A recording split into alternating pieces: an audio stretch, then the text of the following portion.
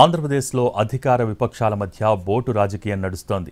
TDP, YCP నేతల మధ్య మాటల తూటాలు పేలుతున్నాయి. 3 బోట్లను కలిపి ఉంచడం వెనుక కుట్రకోణం దాగి ఉందన్న మంత్రి నిమ్మల రామానాయుడు వ్యాఖ్యలకు కౌంటర్ ఇచ్చారు మాజీ మంత్రి అమర్నాథ్. ఆంధ్రప్రదేశ్లో భవిష్యత్తులో ఏం జరిగినా దానికి వైసీపీనే కారణమా అని ప్రశ్నించారు. ఇప్పుడు వచ్చిన వరదలకు కారణం కూడా వైసీపీ, జగన్ అని వ్యాఖ్యానించడం సిగ్గుచేటన్నారు.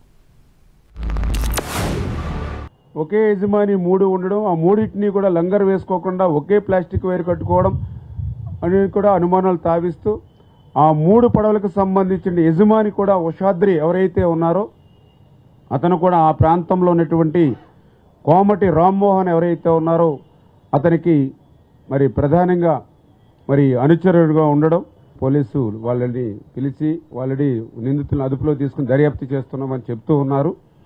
అది ఆ దర్యాప్తు అనేది జరుగుతూ ఉంది. వాళ్ళని కూడా ఎంక్వైరీ చేస్తూ ఉన్నారు. ఏ రకంగా వైఎస్ఆర్ కాంగ్రెస్ పార్టీ మీద, జగన్మోహన్ రెడ్డి గారి మీద ఇప్పటికి కూడా, అంటే ఇప్పుడు వచ్చినటువంటి వరద కూడా జగన్మోహన్ రెడ్డి గారి వల్లే వచ్చిందనేటువంటి చెప్పేటువంటి పరిస్థితిలో ఉన్నారు తెలుగుదేశం పార్టీ నాయకులు. అంటే ఇంకా రేపు ఏం జరిగినా అది మా వల్లేనా?